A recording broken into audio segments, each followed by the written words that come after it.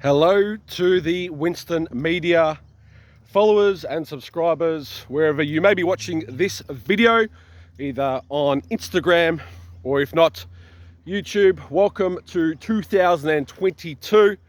And I tell you what an absolutely ripping day it here is in Melbourne, Australia. Certainly no Croatia, Greece, Montenegro, or some of those places. I did go in the Balkans last year. But today I am actually at where it all began for myself, here at Reservoir Lake, the reservoir dog that I am.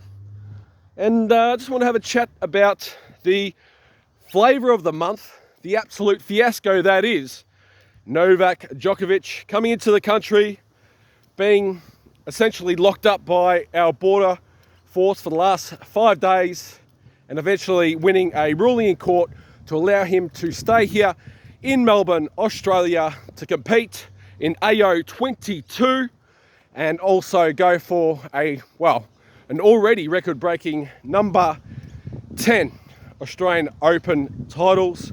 What an absolute fiasco it has been by not only our government, but by the media. And just wanted to touch on a few points about what we should be as Australians and what's been happening in Australia. And I think no better so than this Novak Djokovic fiasco.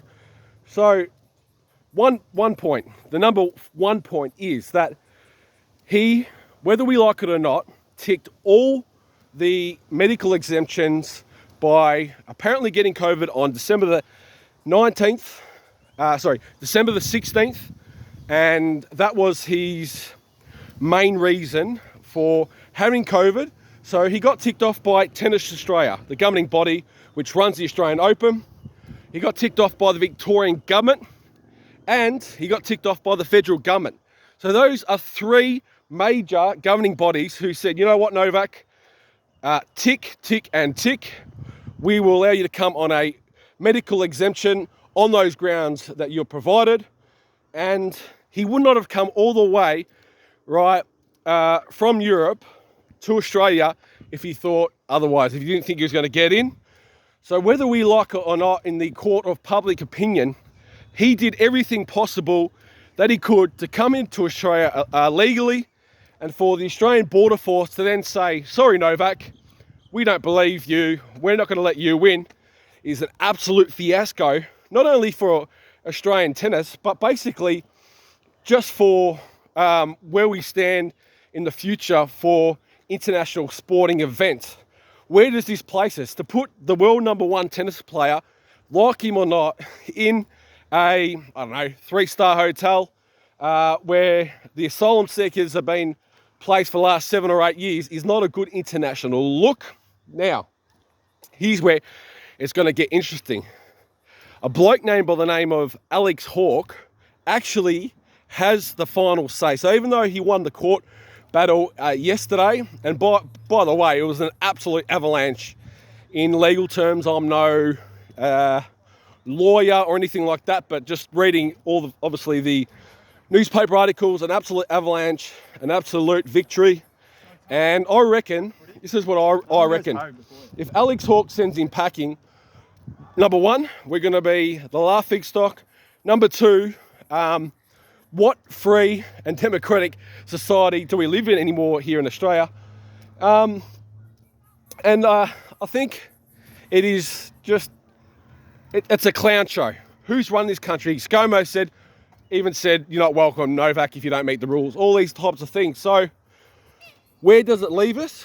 Well, one thing I will promise is that if he is allowed to stay, they want to beef up Craig Tiley. If you're listening to this, you better beef up security at AO 22, because I was in Serbia last year, Montenegro, Croatia, Kosovo, all these Balkan countries. The Slavs are some of the most proudest, passionate people that humanity has to offer. And there's going to be a lot of Serbian support, whoever he does play. And by the way, if he does play in AO 22, Winston Media will be doing a travel vlog. I will be documenting the experience of going to the Novak Djokovic show and round 1 of the AO22.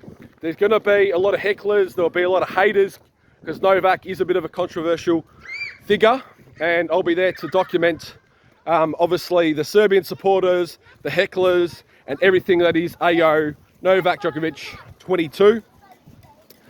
So look, those are just a few of my points. I think some people are just a little bit scared in this modern world to express their opinion and talk about the big issues.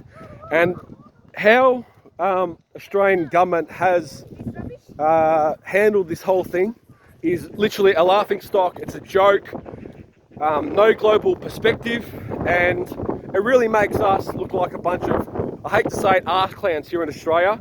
And I'm not proud to be an Aussie currently at the moment. Like, I love Australia, I love everything it stands for, but honestly guys, the last couple of years has been overkill.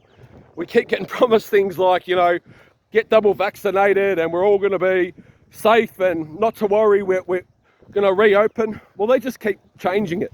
Look at all the timeline, right? The rest of the world have got on with it pretty good. And look, whatever your opinion is of Novak Djokovic, I'll tell you what, he would not have come here unless he genuinely believed he ticked all the boxes to come here. Look, that's the round over. Travel vlog dropping if Novak is to stay, but Alex Hawke will make that decision in the next 24 hours. Please like, subscribe, and all that bajazz. I'll see you soon here on Winston Media, and I hope you guys are having a nice day wherever you are watching around the world.